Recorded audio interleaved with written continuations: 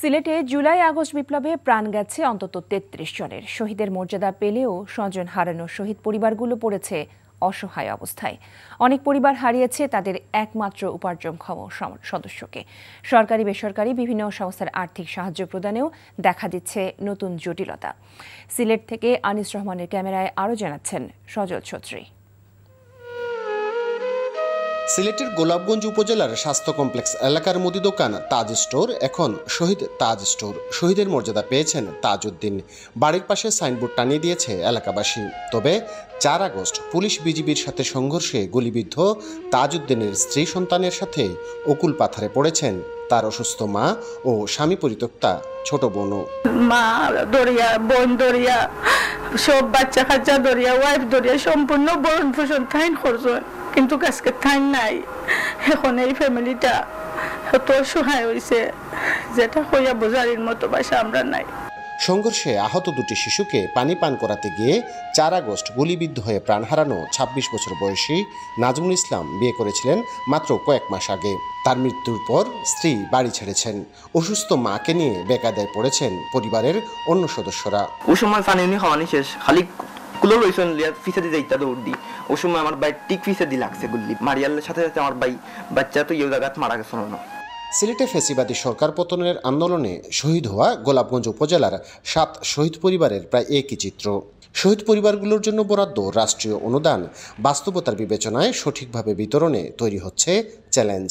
নমিনির data সংক্রান্ত করে যদি কোনো ঝামেলা থাকে বা তাদের পারিবারিক সমঝোতা সংক্রান্ত করে যদি কোনো ঝামেলা থাকে, সেক্ষেত্রে এই জিনিসটার জন্য আমরা তাদেরকে পুরোপুরি চেকটা এখনো হস্তান্তর করতে পারছি না।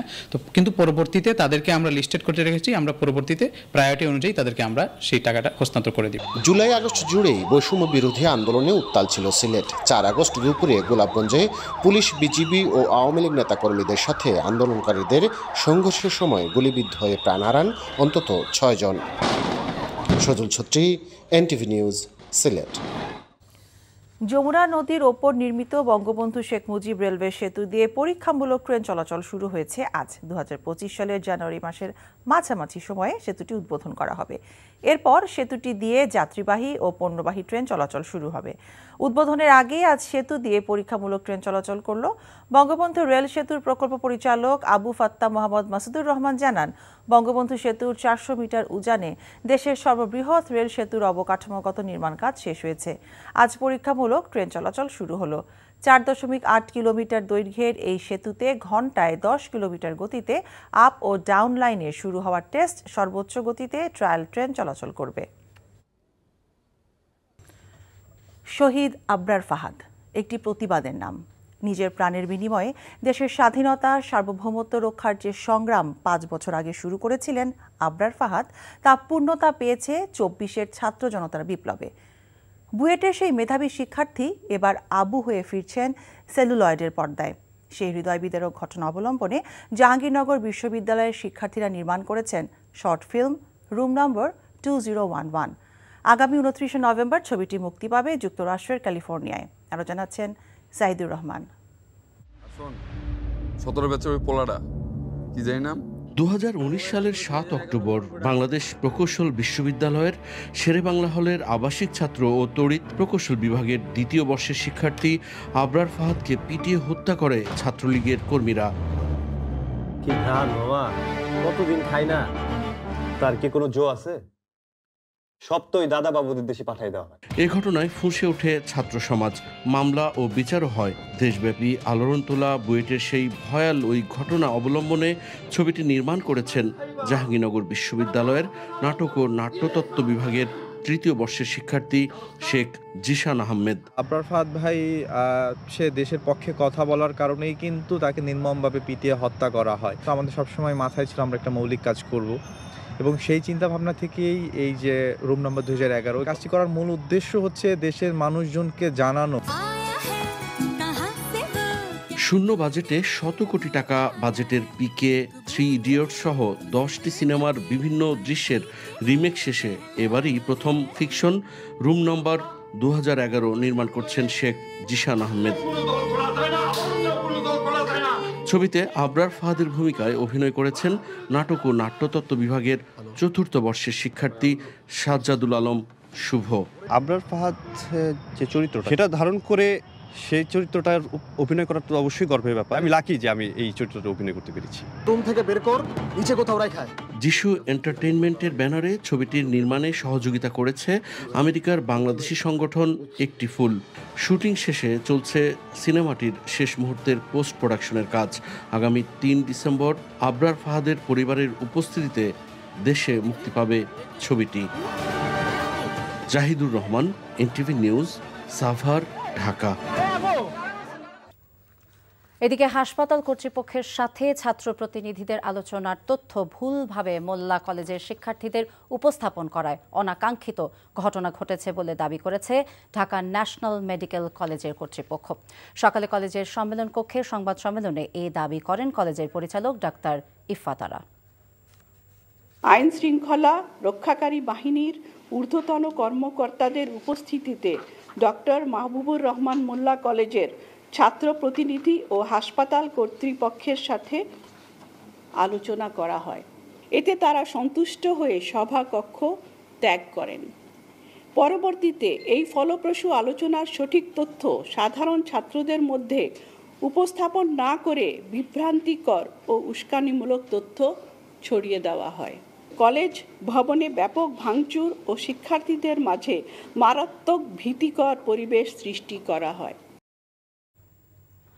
কলেজগুলোর সাম্প্রতিক আন্দোলন নিরসনে কঠোর হতে চান না উল্লেখ করে স্বরাষ্ট্র উপদেষ্টা অবসরপ্রাপ্ত ব্রিগেডিয়ার জেনারেল জাহাঙ্গীর আলম বলেছেন, আলোচনার মাধ্যমেই সমস্যা সমাধানের চেষ্টা করা হবে।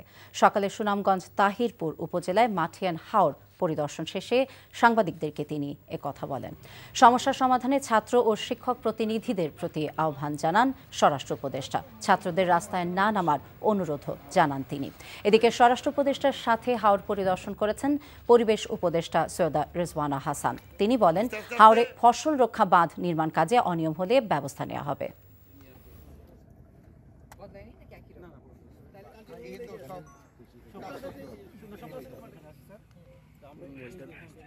কঠোরটা কিন্তু একটা বড় শব্দ।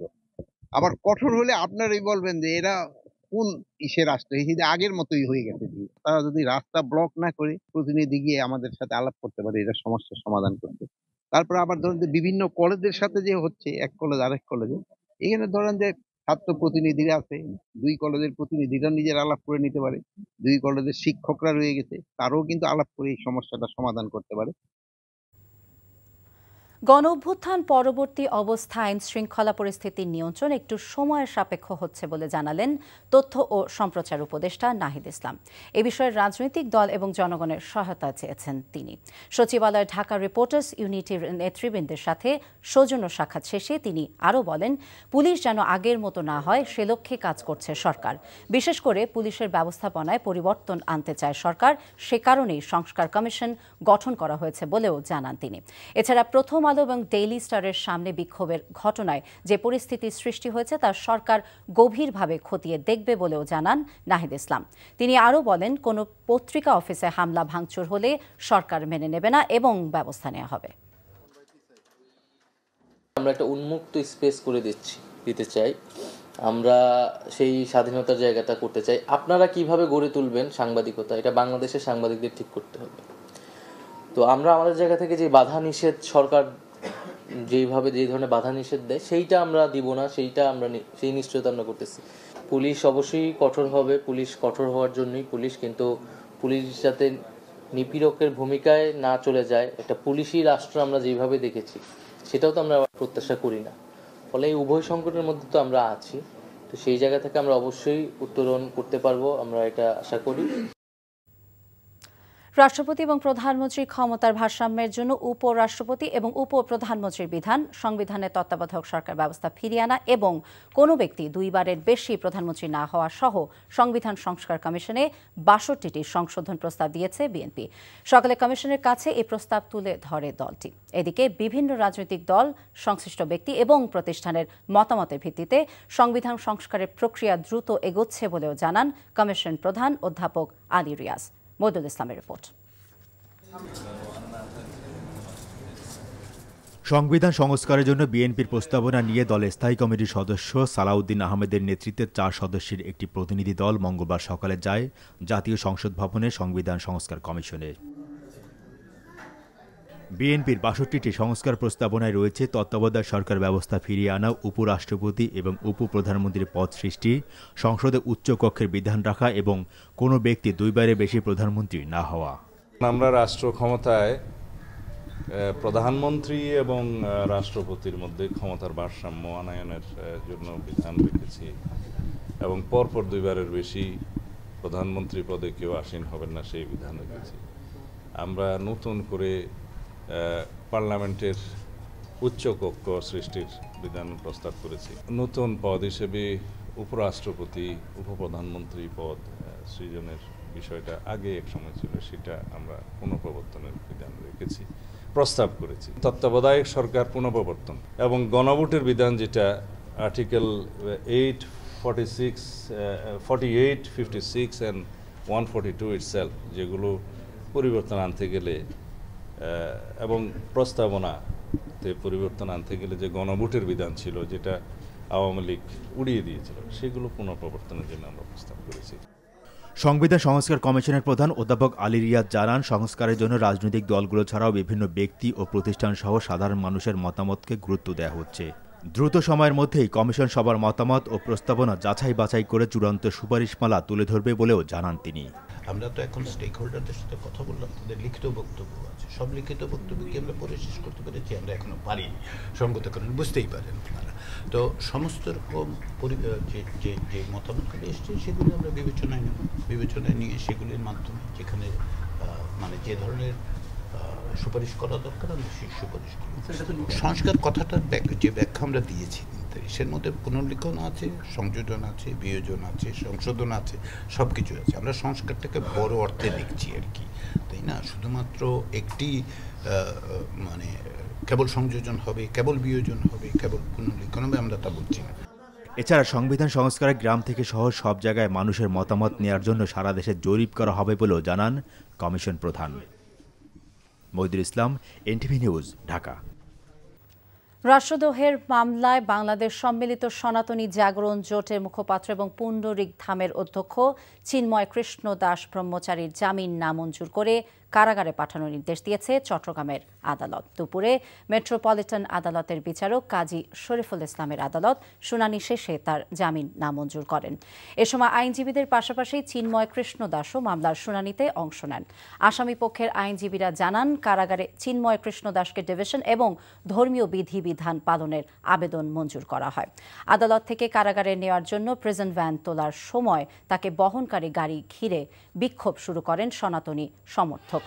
বাংলাদেশ সনাতন জাগরণ মঞ্চ গত 25 অক্টোবর চট্টগ্রামে সমাবেশ করেছিল। ওই সমাবেশের পর চিন্ময় কৃষ্ণ দাসের বিরুদ্ধে বাংলাদেশের জাতীয় পতাকা অবমাননার অভিযোগ আনা হয়। এরপর রাষ্ট্রদ্রোহের মামলা করেন স্থানীয় বিএনপি নেতা ফিরোজ খান।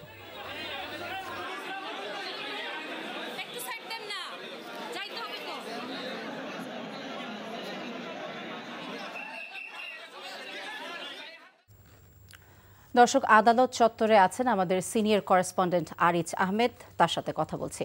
আরিজ, আদালত চত্বরের এই মুহূর্তের পরিস্থিতি কি আমাদেরকে জানাবেন?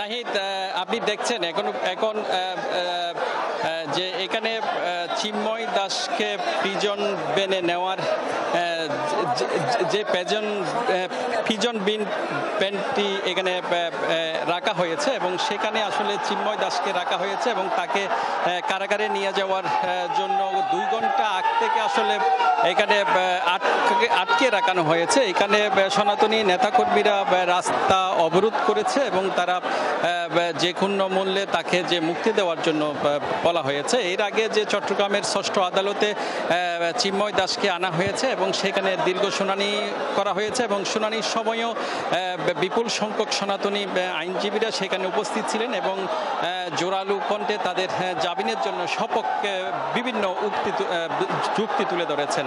তো আদালত তাদের সনাতন আইনজীবীদের 3টি আবেদনের মধ্যে 2টি দাবি মঞ্জুর করেছেন এবং জামিন আবেদনটি বাতিল করে এবং তাকে কারাগারে পাঠানোর নির্দেশ দেওয়া হয়েছে এবং যেই দুইটি আবেদন মঞ্জুর করা হয়েছে এর মধ্যে একটি হলো তাকে কারাগারে একজন ধর্মীয় নেতা হিসেবে তাকে ডিভিশন দেওয়া হবে এবং তার যে ধর্মীয় যে রীতিনীতি পালনের জন্য তাকে সুযোগ দেওয়া হবে। এরপর থেকে আসলে আদালত থেকে প্রিজন ভ্যানে তোলার পর থেকেই এখানে সনাতন নেতাকর্মীরা এখানে বিপুল সংখ্যক নেতাকর্মী তারা এখানে জড়ো হয়েছে এবং সড়ক অবরোধ করেছে, তারা প্রিজন ভ্যানটি নিয়ে যেতে দিচ্ছে না এবং সেই কারণে এখানে বিপুল সংখ্যক নেতাকর্মী ইতিমধ্যে চট্টগ্রাম আদালতে জড়ো হয়েছে এবং এর পাশাপাশি যে আইন শৃঙ্খলা বাহিনীর সদস্যরা আছে তারা একটু দূরত্ব বজায় রেখে আছেন। এখনো পর্যন্ত কোনো নতুন কোনো সিদ্ধান্ত হয়নি। নতুন কোনো সিদ্ধান্ত হলে হয়তো আবার কি আদালত আবার দ্বিতীয়বার কোনো শুনানি করা হয় কিনা সেরকম কোনো এখনো সিদ্ধান্ত হয়নি। তো এখন এই ছিল নাহিদ এখানকার অবস্থা।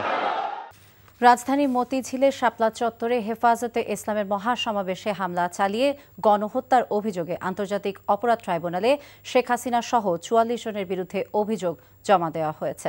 অভিযোগে বলা হয় ২০১৩ সালের ৫ই মে মহাসমাবেশের আয়োজন করে হেফাজতে ইসলাম। সেই সমাবেশ পণ্ড করা এবং শাপলা চত্বরের অবস্থান থেকে হেফাজতের নেতাকর্মীদের সরিয়ে দিতে শেখ হাসিনার নির্দেশে যৌথ মামলা করে র্যাব ও পুলিশ। সেই মামলার নির্দেশ বাস্তবায়ন করেন তৎকালীন বিজিবি প্রধান major general Aziz Ahmed, police commissioner Benazir Ahmed এবং প্রধানমন্ত্রীর সামরিক উপদেষ্টা তারিক আহমেদ সিদ্দিকী। শাপলা চত্বরের সেই গণহত্যার ঘটনায় আরও যারা জড়িত ছিলেন তাদের সবার বিরুদ্ধে এই অভিযোগ দায়ের করেন হেফাজত নেতারা। এর যে কুশীলব এবং হত্যাকারী যারা তৎকালীন প্রধানমন্ত্রী শেখ হাসিনা সহ সকল হত্যাকারীদেরকে এবং হত্যাকাণ্ডের সঙ্গে জড়িত যারা রয়েছে তাদেরকে উপযুক্ত আইনের মাধ্যমে বিচারের আওতায় আনতে পারলে বাংলাদেশ এবং বাংলাদেশের মানুষ অভিশাপ মুক্ত হবে। আমরা সুনির্দিষ্ট তথ্য এই মুহূর্তে সংখ্যা আমরা বলছি না, এটা অবশ্যই শতাধিক, এটা তো নিশ্চিতভাবেই বলতে পারি। আমরা আমাদের কাছে যে তথ্যপত্র রয়েছে সেই তথ্য আমরা সময়ে সময়ে যখন প্রয়োজন হবে প্রসিকিউশনের তারা আমাদের কাছে চাইলে আমরা সকল ধরনের তথ্য ইনশাল্লাহ তাদেরকে সরবরাহ করব।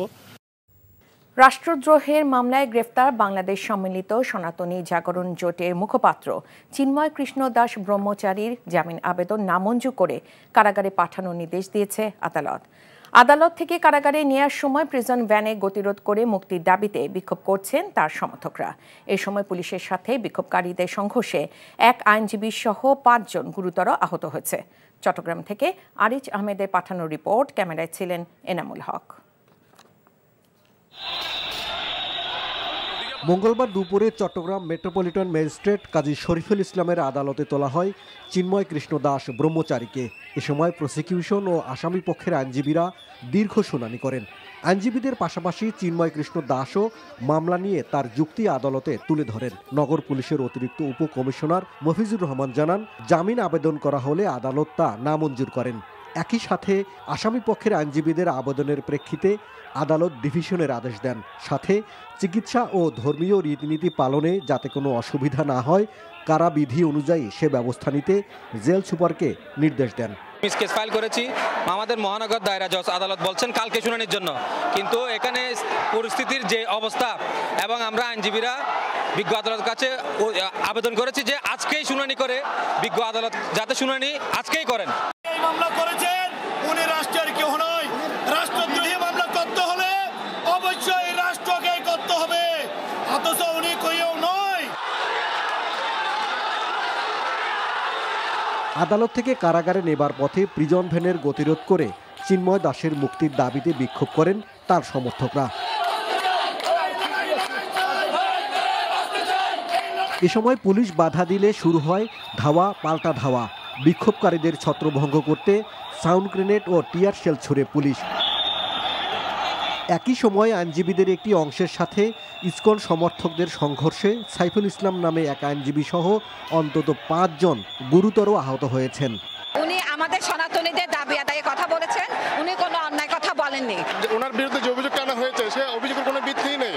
উনি রাজনৈতিক কোনো মতাদর্শের ছিলেন না, ওনাকে রাজনৈতিকভাবে বিভিন্নভাবে ট্যাগ লাগানোর চেষ্টা করা হয়েছে। যতক্ষণ পর্যন্ত ওনাকে জামিন দেবে না এখান থেকে কোর্ট থেকে যাব না। গত 5ই আগস্ট নগরের নিউ মার্কেট মোড়ের 0 পয়েন্টে স্তম্ভের উপর বৈষম্য বিরোধী ছাত্র জনতা একটি জাতীয় পতাকা উত্তোলন করে। 25 অক্টোবর বাংলাদেশ সনাতন জাগরণ মঞ্চের উদ্যোগে লালদিঘি মাঠে মহাসমাবেশ অনুষ্ঠিত হয়।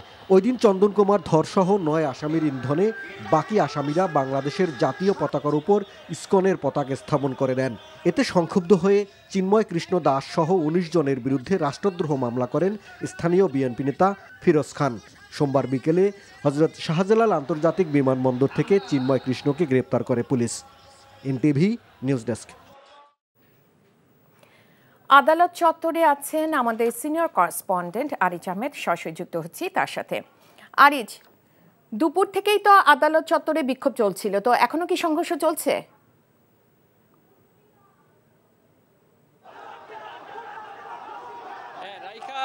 আমি এই মুহূর্তে আছি চট্টগ্রামের লালদিঘির পাড় এলাকায়। এইখানে 4:30টার দিকে একজন আইনজীবী ইসকনের হামলায় তার মৃত্যু হয়েছে। এই কারণে আইনজীবীরা এই মুহূর্তে এখানে প্রতিবাদ সভা করছে এবং তারা বিক্ষোভ মিছিল করছে।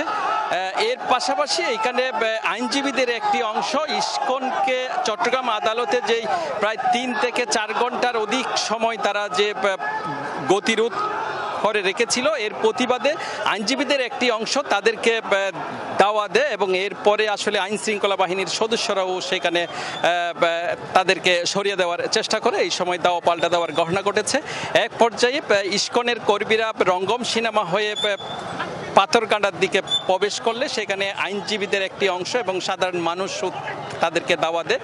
সেই সময় একজন আইনজীবীকে ধরে ইসকনের সদস্যরা সেখানে বেধড় মারধর করেছে এবং তাদের একজনের মাথা এবং পা সহ বিভিন্ন অঙ্গে তাদেরকে যে ইট দিয়ে তেতলে দিয়েছে। এই কারণে একজন আইনজীবী ঘটনাস্থলে মৃত্যু হয়েছে এবং সেটি নিশ্চিত করেছে চট্টগ্রাম মেডিকেল কলেজ হাসপাতালের একজন চিকিৎসক।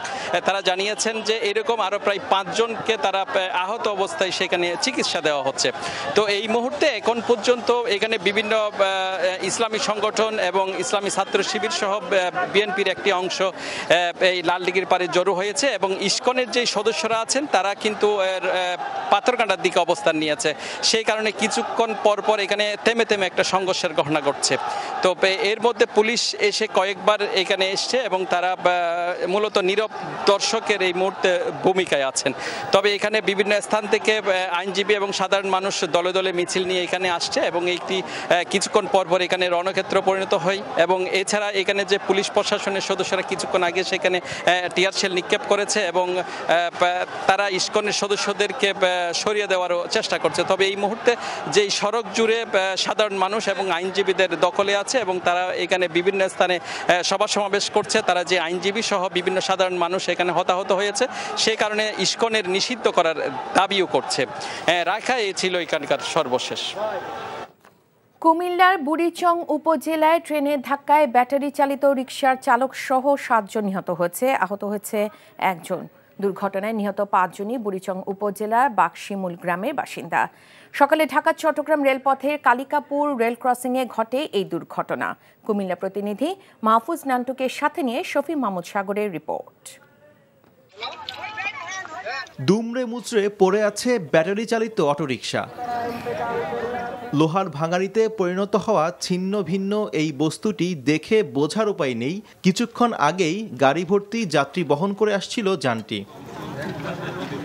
যাত্রী বহনকারী অটোরিকশাটি কুমিল্লার কালিকাপুর রেল ক্রসিং পার হতে ট্রেন লাইনে উঠে আসলে চট্টগ্রাম থেকে ছেড়ে আসা ঢাকাগামী সুবর্ণ এক্সপ্রেস ট্রেনটির সামনে পড়ে যায়।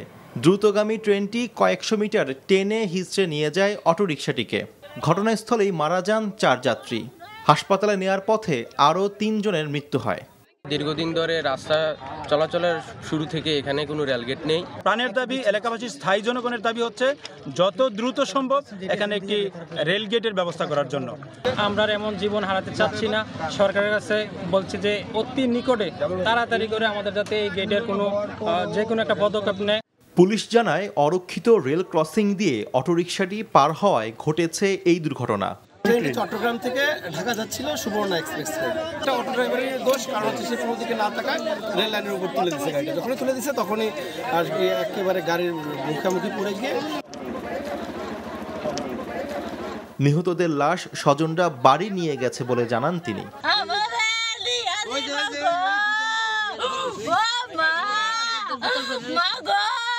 শফি মাহমুদ সাগর, এনটিভি নিউজ, ঢাকা। দেশে আইন শৃঙ্খলা পরিস্থিতির পরিবর্তন হবে জানিয়ে তথ্য ও সম্প্রচার উপদেষ্টা নাহিদ ইসলাম বলেছেন, গণ অভ্যুত্থান পরবর্তী অবস্থায় সব দেশেই সংকট। সচিবালয়ে ডিআরইউ নেতৃবৃন্দের সাথে সৌজন্য সাক্ষাৎ শেষে এসব বলেন তিনি। কোনো গণমাধ্যমের ওপর হামলা মানা হবে না, তবে জনগণের ক্ষোভ প্রকাশের অধিকার রয়েছে বলেও জানান নাহিদ। বলেন, বিগত সরকারের লুটের টাকায় গুজব ছড়ানো হচ্ছে। রিপোর্ট করছেন রোকন উদ্দিন। প্রথমে রোববার, তারপর সোমবার ব্যাপক সংঘর্ষ হয় রাজধানীর কয়েকটি কলেজের শিক্ষার্থীদের মধ্যে। হতাহত হয় অনেকে, ভাঙচুরে কলেজ পরিণত হয় ধ্বংসস্তূপে। এমন বাস্তবতায় মঙ্গলবার সচিবালয়ে ঢাকা রিপোর্টার্স ইউনিটির নেতৃবৃন্দের সাথে সৌজন্য সাক্ষাৎ শেষে তথ্য উপদেষ্টার কাছে সাংবাদিকরা জানতে চান দেশের আইন শৃঙ্খলা পরিস্থিতি নিয়ে। পরিস্থিতি তো পরিবর্তন হবে। এখন আমরা তো পুলিশ ব্যবস্থাপনায় পরিবর্তন আনতে চাচ্ছি, পুলিশ সংস্কার কমিশন আছে। এখন আপনাকে আমাদের সবাইকে বুঝতে হবে যে আমরা একটা বিপ্লব পরবর্তী একটা পরিস্থিতির মধ্যে আছি এবং বিপ্লবের মধ্য দিয়ে কিন্তু ল অ্যান্ড অর্ডারের ব্রেক হয়। ফলে নতুন করে আবার ল অ্যান্ড অর্ডারটা তৈরি হইতে কিছুটা সময় আসলে লাগে। ভিতরে যেই নানা ধরনের সক্রিয় অংশ থাকে তাদের অনেক বেশি ভূমিকা রাখতে হয়, যেমন রাজনৈতিক দল, সামাজিক সংগঠনগুলো, ছাত্র আন্দোলনগুলো আছে যারা। বর্তমানে অনেক গণমাধ্যম প্রত্যাশিত ভূমিকা পালন করছে না বলে জানান তথ্য উপদেষ্টা। বলেন, গণমাধ্যমের ওপর কোনো বাধা নিষেধ থাকবে না এবং কোনো হামলাও মেনে নেওয়া হবে না। মানুষের যে ক্ষুব্ধতা, ক্ষোভ তৈরি হয়েছে, এটা কিন্তু সাংবাদিকদের বা ওই গণমাধ্যমের দায়িত্ব এটা স্পষ্ট করা। তবে যেটা যখন এটা ল অ্যান্ড অর্ডারের জায়গায় যাবে তখন সরকার তো অবশ্যই তার যেই ভূমিকা সেটা সে পালন করবে। সেই জায়গা থেকে আমরা বলেছি যে আমরা যদি পত্রিকা অফিস ভাঙচুর বা চাপ প্রয়োগ করা হয় সেটা তো অবশ্যই আমরা মেনে নিব না এবং আমরা সেক্ষেত্রে সহায়তা করব। কিন্তু পাশাপাশি জনগণের ক্ষুব্ধতা থাকলে তারা সভা সমাবেশ করবে শান্তিপূর্ণভাবে, আমরা সেটা শান্তিপূর্ণভাবে যাতে করে সেই আহ্বান জানিয়েছি। সেক্ষেত্রে পুলিশও যাতে দায়িত্বশীল আচরণ করে আহ্বান জানান, কোনো গুজব না ছড়াতে। গতকালকে যে কলেজে নিহত হয়েছে ছাত্ররা, সেটা কিন্তু হচ্ছে এই যে বিগত সরকারের যারা দলীয় কর্মী তারা কিন্তু ব্যাপকভাবে প্রচার করেছে। বিগত ফ্যাসিস্ট সরকার যে টাকা লুটপাট করেছে, এখন জনগণের টাকা, সেই টাকা এখন ব্যাপকভাবে ব্যবহার তারা করতেছে। রোকন উদ্দিন, এনটিভি নিউজ, ঢাকা। কোথাও একটা ষড়যন্ত্র হচ্ছে এমন মন্তব্য করে বিএনপির ভারপ্রাপ্ত চেয়ারম্যান তারেক রহমান বলেছেন, ষড়যন্ত্র থেকে দেশকে রক্ষা করতে যে কোনো মূল্যে গণতান্ত্রিক প্রক্রিয়া ও ভোটের অধিকার প্রতিষ্ঠা করতে হবে। জনগণ বিএনপির দিকে তাকিয়ে আছে উল্লেখ করে তিনি বলেছেন, গণতন্ত্র ও বাক ব্যক্তির স্বাধীনতা নিরাপদ। সিলেটে দলের প্রশিক্ষণ কর্মশালায় এসব বলেন তারেক রহমান। ইমরুল আহসানের রিপোর্ট, ছবি তুলেছেন সিলেটের আনিস রহমান। রাষ্ট্র সংস্কারে বিএনপির প্রস্তাবিত ৩১ দফা তৃণমূলে ছড়িয়ে দিতে ধারাবাহিক কর্মসূচির অংশ হিসেবে সিলেট বিভাগের এই কর্মশালা। লন্ডন থেকে ভার্চুয়ালি যুক্ত হয়ে মাঠ পর্যায়ে নেতাকর্মীদের বিভিন্ন প্রশ্নের উত্তর দেন তারেক রহমান। আহ্বান জানান সাধারণ মানুষের চাহিদা অনুযায়ী কাজ করতে। বাংলাদেশের জনগণ তাকিয়ে আছে বিএনপির দিকে, কারণ কম বেশি সবকিছু মিলিয়ে মানুষ এতটুকু বিশ্বাস করে যে বিএনপির কাছে গণতন্ত্র, বাক ব্যক্তির স্বাধীনতা এগুলো নিরাপদ বিএনপির কাছে। তারেক রহমান বলেন, বিগত সরকারের আমলে জবাবদিহি না থাকায় ফেসিবাদ প্রতিষ্ঠা পেয়েছে, ধ্বংস হয়েছে নির্বাচন ব্যবস্থা। তিনি বলেন, দেশকে অস্থিতিশীল করতে স্বৈরাচারের দোসর আর প্রভুরা চক্রান্ত অব্যাহত রেখেছে। কোথায় জানি কিছু একটা হচ্ছে, কাজেই যারা ষড়যন্ত্র করছে তারা কিন্তু বসে নেই। যারা এই দেশ থেকে হাজারো লক্ষ কোটি টাকা পাচার করে নিয়ে গিয়েছে, যারা আশেপাশের যে সকল দেশ বাংলাদেশকে ব্যবহার করে নিজেদের স্বার্থ রক্ষা করেছে, লুটতরাজ করে যারা ফেলে পোপে বড় হয়েছে, তারা কি বসে থাকবে? তারা অবশ্যই বসে থাকবে না। স্বৈরাচার পালিয়ে গিয়েছে, কথা ঠিক, স্বৈরাচার পালিয়ে যাবার পরেও মাথাটা গিয়েছে, লেজ কিন্তু রয়ে গিয়েছে এবং লেজগুলা কিন্তু বদমাশি শুরু করেছে। কাজে এই বিষয়ে আমাদেরকে সতর্ক থাকতে হবে। ষড়যন্ত্র মোকাবেলায় সুষ্ঠু গণতান্ত্রিক প্রক্রিয়ার বিকল্প নেই বলে মনে করেন তিনি। বাংলাদেশকে আগামী দিনে যদি ষড়যন্ত্র থেকে রক্ষা করতে হয়, যে কোনো হুমকি থেকে রক্ষা করতে হয়, দেশের মানুষকে রক্ষা করতে হয়, গণতন্ত্রের কন্টিনিউশন ছাড়া কোনোভাবেই সেটি সম্ভব নয়। কোনোভাবেই সেটি সম্ভব নয়। যে কোনো মূল্যে আমাদেরকে গণতন্ত্রকে ধরে রাখতে হবে, মানুষের ভোটের অধিকারকে ধরে রাখতে হবে। সেটি 5 বছর হোক বা যেই সময় হোক, যেই সময় ভোট হওয়ার কথা সেটি সেই সময় ভোট হতে হবে। এর বাইরে অর্থাৎ মানুষের মতামত দেবার যে প্রক্রিয়া সেটিকে চালু রাখতে হবে। ক্ষমতায় গেলে ৩১ দফার আলোকে রাষ্ট্র পরিচালনার প্রতিশ্রুতি পুনর্ব্যক্ত করেন Tarek Rahman. Imrul Ahsan, NTV news, Dhaka. BNP মহাসচিব মির্জা ফখরুল ইসলাম আলমগীর বলেছেন, অন্তর্বর্তীকালীন সরকারের ন্যূনতম সংস্কার শেষে নির্বাচনে যেতে চায় বিএনপি। বিকেলে রাজধানীর গুলশানের একটি হোটেলে বিএনপি ভারপ্রাপ্ত চেয়ারম্যান তারেক রহমানের জীবন ও রাজনৈতিক চিন্তাধারা বইয়ের প্রকাশনা অনুষ্ঠানে এসব কথা বলেন তিনি। অভিযোগ করেন, স্বৈরাচার বিদায় নিলেও পেছন থেকে ষড়যন্ত্র চক্রান্ত চলছে। অন্তর্বর্তী সরকারকে সহযোগিতা করার কথা জানিয়ে সবাইকে ধৈর্য ধরার আহ্বান জানান। এই সরকার ব্যর্থ হলে দেশ ব্যর্থ হবে, দেশ আবারও অন্ধকারে নিমজ্জিত হবে বলেও মন্তব্য করেন বিএনপি মহাসচিব। সংবাদপত্রের স্বাধীনতা বিঘ্নিত করার উদ্যোগ থেকে সংশ্লিষ্টদের সরে আসার আহ্বান জানান তিনি। ন্যূনতম সংস্কারের পরে আমরা নির্বাচনে যেতে চাই। নির্বাচন ছাড়া এই ধরনের সমস্যার সমাধান করা সম্ভব নয়। আজকে দেশের চারদিকের অবস্থা দেখে অনেকে একটু আতঙ্কিত হচ্ছেন, একটু উদ্বিগ্ন হচ্ছেন। এগুলো কি হচ্ছে? আসলে আপনাদের বুঝতে হবে, আমাদের সেই শত্রুরা যারা সামনে থেকে চলে গেছে, কিছু পেছনে থেকে তারা এই দেশকে আবার অস্থির করে তুলছে। মাহবুবুর রহমান মোল্লা কলেজ সহ রাজধানীর ৩ কলেজের শিক্ষার্থীদের মধ্যকার সংঘর্ষ ও সহিংসতার পেছনে ছিল নাশকতাকারীদের উস্কানি। সেই সাথে শিক্ষক শিক্ষার্থীদের অভিযোগ, এমন নারকীয় তাণ্ডবের মূলে ছিল ছাত্রলীগ। আর ন্যাশনাল মেডিকেল কলেজ কর্তৃপক্ষ জানিয়েছে, ভুল চিকিৎসা নয়, বরং গুজব ছড়িয়ে সহিংসতা উস্কে দেওয়া হয়। এদিকে স্বরাষ্ট্র উপদেষ্টা বলেছেন, কলেজগুলোর সাম্প্রতিক আন্দোলনের নামে সহিংসতা দমনে কঠোর হবে সরকার। আরো জানাচ্ছেন নাহিদ প্রিন্স। ঢাকার ৩ কলেজের শিক্ষার্থীদের মধ্যকার সংঘর্ষে আহত হয়েছেন অনেকে। এরই মধ্যে অনেকটাই স্বাভাবিক হয়ে গেছে সেখানকার পরিবেশ। কিন্তু রাজধানীর ডেমরায় মাহবুবুর রহমান মোল্লা কলেজের বাইরে থেকে ভেতরে সবখানি ভাঙচুরের চিহ্ন রয়ে গেছে। চেয়ার, টেবিল, বুক সেলফ কিংবা সিলিং ফ্যান কিছুই বাদ যায়নি ভাঙচুরের হাত থেকে। এই সবই যেন অন্য 2 কলেজের শিক্ষার্থীদের চালানোর তাণ্ডবের স্মৃতিচিহ্ন। মঙ্গলবার কোনো অনাকাঙ্ক্ষিত ঘটনা না ঘটলেও পরিস্থিতি ছিল থমথমে। সতর্ক অবস্থানে দেখা যায় আইন শৃঙ্খলা বাহিনীর সদস্যদের। কলেজটির শিক্ষার্থীদের দাবি, সাধারণ শিক্ষার্থীদের আড়ালে সহিংসতাকে উস্কে দেয় নাশকতাকারীরা, যারা শুধু প্রতিষ্ঠানকে হামলা চালিয়ে ক্ষান্ত হননি, আতঙ্ক ছড়াতে ছোড়া হয় গুলি ও ককটেল। কলেজ কর্তৃপক্ষ জানান, শান্তিপূর্ণ পরিস্থিতি ফিরিয়ে আনতে সর্বোচ্চ চেষ্টা চালিয়ে যাচ্ছেন তারা। ন্যাশনালের যে চেয়ারম্যান, সে হচ্ছে সরাদি কলেজের প্রিন্সিপাল ওইখানে, তো উনি হচ্ছে মাস্টারমাইন্ড গেমটা খেলছে। টানা 2 দিন আমাদের কলেজের ছাত্রদের ওই যে সোহরাওয়ার্দী কলেজ, নজরুল কলেজ, যেটা ওদের স্টুডেন্টই আমাদেরকে মারা হয়। প্রায় 50 কোটি টাকার মতন আমাদের ক্ষয়ক্ষতি হয়েছে, এটা আমাদের প্রাথমিক ধারণা। এটা আরও বেশি হতে পারে, তো এটা নিয়ে আমরা আজকে মামলা করব। এদিকে সোহরাওয়ার্দী কলেজের শিক্ষার্থীরা দাবি করেন, একটি চক্র কলেজের নাম ভাঙিয়ে সংঘর্ষ ঘটিয়েছে।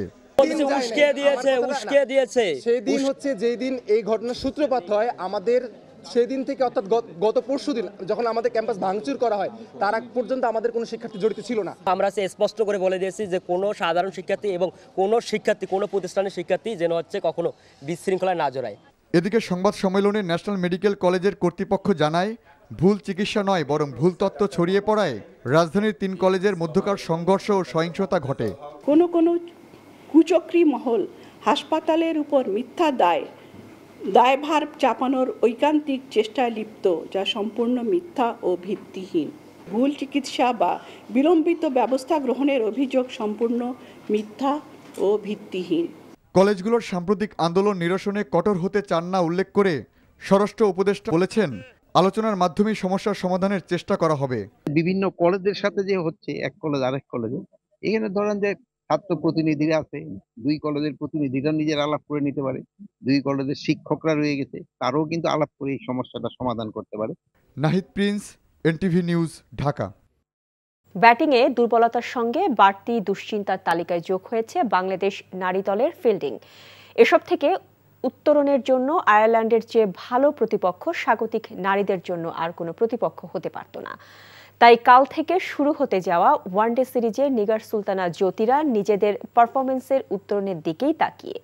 পরিসংখ্যানে আইরিশদের চেয়ে এগিয়ে স্বাগতিক পেয়েরা। কাল সকাল 10টায় শুরু 3 ম্যাচ ওয়ানডে সিরিজের প্রথমটি। নিলয় মজুমদারের রিপোর্ট। আয়ারল্যান্ডের বিপক্ষে প্রথম ওয়ানডের আগে অনুশীলন পর্বটা বেশ হালকা মেজাজেই কাটিয়েছেন নিগার নাহিদারা। ফুটবল ভলিবলের পর চলেছে জোর ফিল্ডিং অনুশীলন।